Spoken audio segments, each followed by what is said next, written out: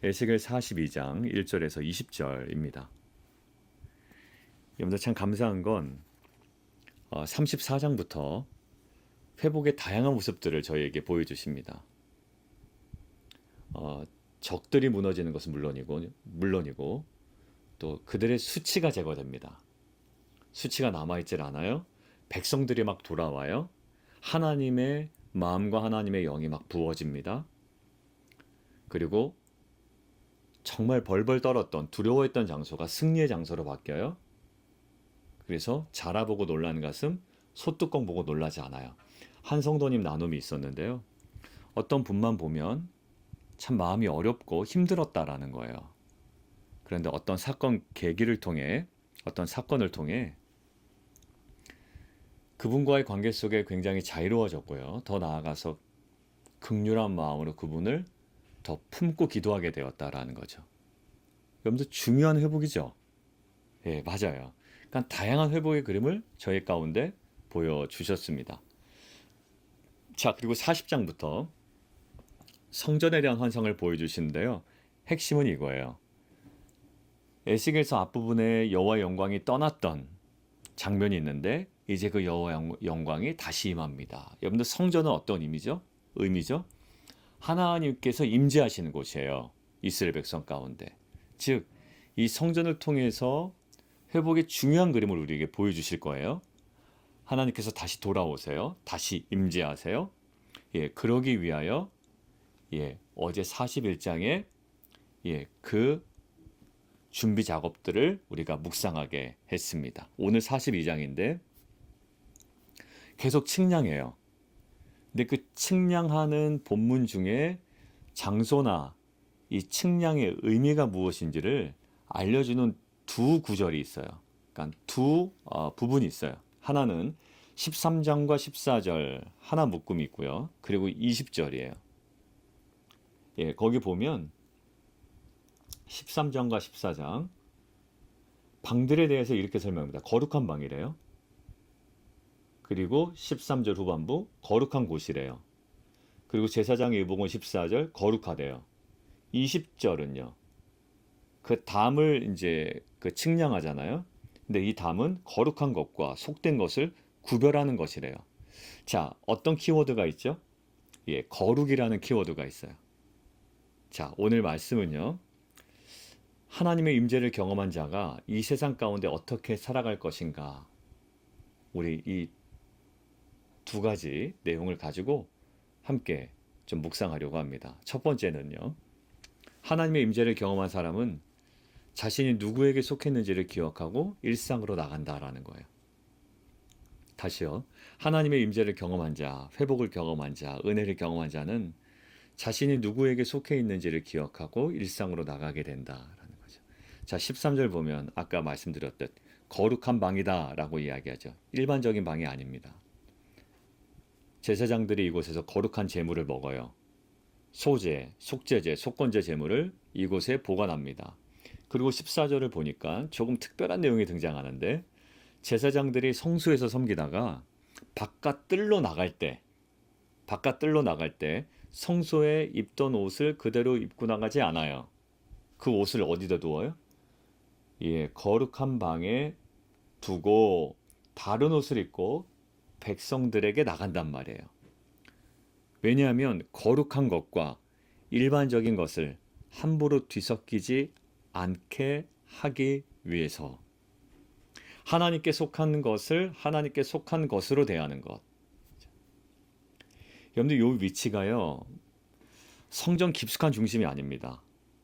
그렇다고 완전 바깥도 아니에요. 그러니까 성소와 그들의 일상 딱 사이에 있습니다. 제사장들은 이 방을 거쳐서 백성들에게로 나가죠. 저는 이 장면이 참 중요한 장면이다라고 생각이 되는데요. 하나님의 임재를 경험한 자가 다시 일상으로 돌아가는 자리. 새벽 기도회를 마치고 또 그 장소를 나가는 그 순간.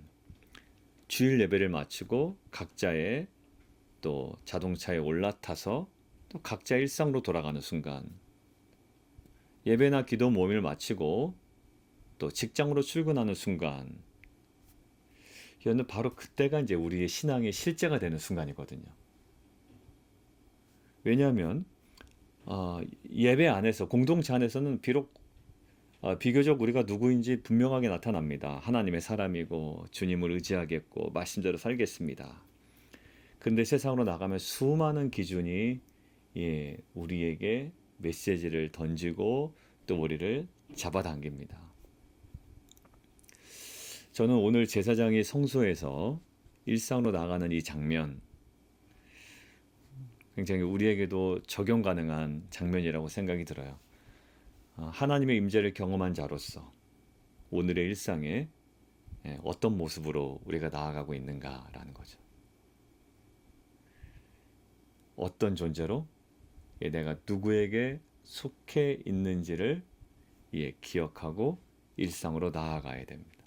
다니엘이 그랬던 사람이에요. 다니엘은요, 바벨론에 살던 사람이에요. 전혀 다른 문화고 전혀 다른 가치관이 지배하는 곳입니다. 근데 그는 왕궁에서 일했습니다. 정치적인 책임도 맡았던 자예요. 그러니까 바벨론이라는 세상 한가운데 살았던 사람인데 다니엘은 끊임없이 자신이 누구에게 속해 있는지를 잊지 않고 살아갑니다. 바벨론 안에 살고 있어요. 왕궁에서 한복판에. 그런데 바벨론이 다니엘의 중심을 결정하지 못하도록 합니다. 여러분들 이게 뭐냐면 이게 거룩이라는 거예요. 아까 이야기한 대로 거룩. 세상을 떠나는 것이 거룩이 아니라 세상 가운데 있으면서도 내가 누구에게 속해 있는지를 잊지 않고 살아가는 것. 이것이 거룩이에요. 여러분들 우리는 세상의 빛과 소금입니다. 세상과 등지고 살아가는 것이 거룩이 아니라 우리는 세상의 빛과 소금으로 정확하게 살아가는 것이 거룩한 공동체의 모습이라고 믿습니다. 여러분들 우리 예배 가운데 만난 하나님을 품고 또 우리의 일상으로 나아가기를 원해요. 진정한 빛과 소금 그리고 하나님의 제자 또 부르심을 입은 자로서의 분명한 나에 대한 어디에 속해 있는지에 대한 분명한 인식을 가지고 오늘도 이제 그 은혜를 가지고 이제 일상으로 한 걸음 더 거룩하게 나아가는 저와 여러분 되기를 주님의 이름으로 축원드립니다. 여러분들 근데 우리가 이제 한 가지 더 봐야 되는데 에스겔 22장 26절에요. 굉장히 우리가 잊지 말아야 되는 장면이 하나 있습니다.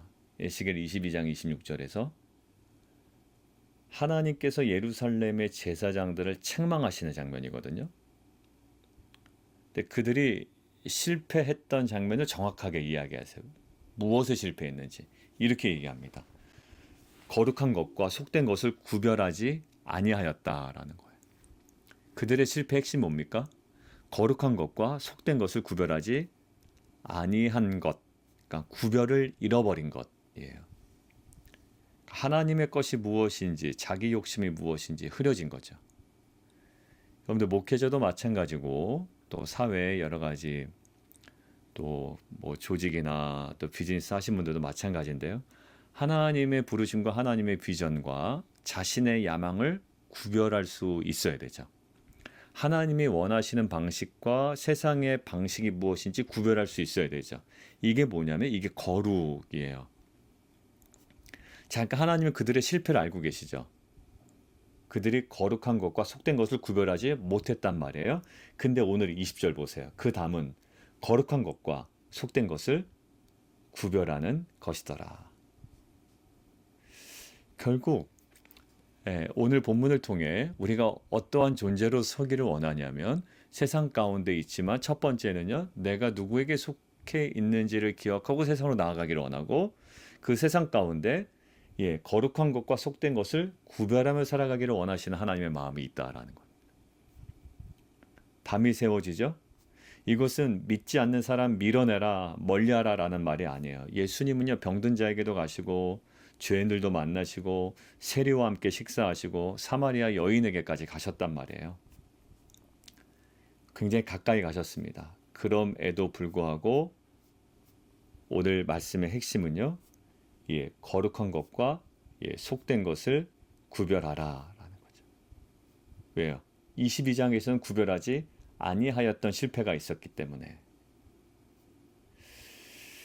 여러분들, 구별을 잃어버린 백성을 다시 구별할 줄 아는 백성으로 회복시키시는 것, 이것이 저와 여러분을 향한 하나님의 마음이고 열심인 것을 꼭 기억하시면 좋겠습니다.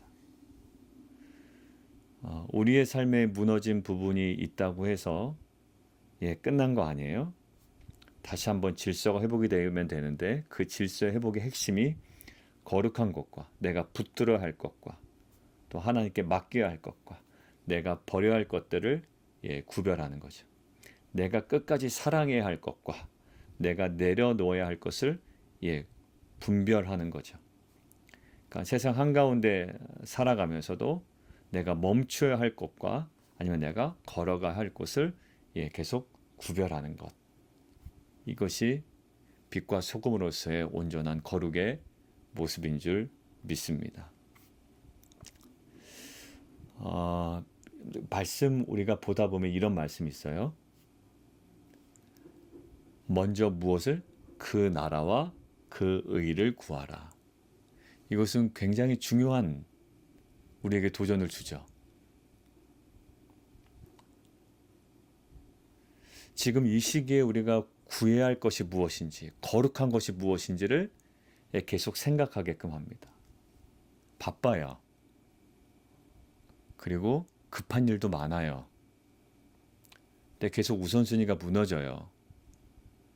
그런데 이 거룩한 것을 붙들지 못하고 오히려 속된 것을 붙들 때도 있어요. 정말 귀한 것이 무엇인지 우리가 계속 구별해 나가는 것, 이것이 성도다움을 회복해 나가는 중요한 장면이라고 생각이 듭니다. 오늘 말씀 정리할게요. 어제 41장 보니까 하나님께서 우리 가운데 거하시기 위해서 성전의 중심을 준비하셨죠.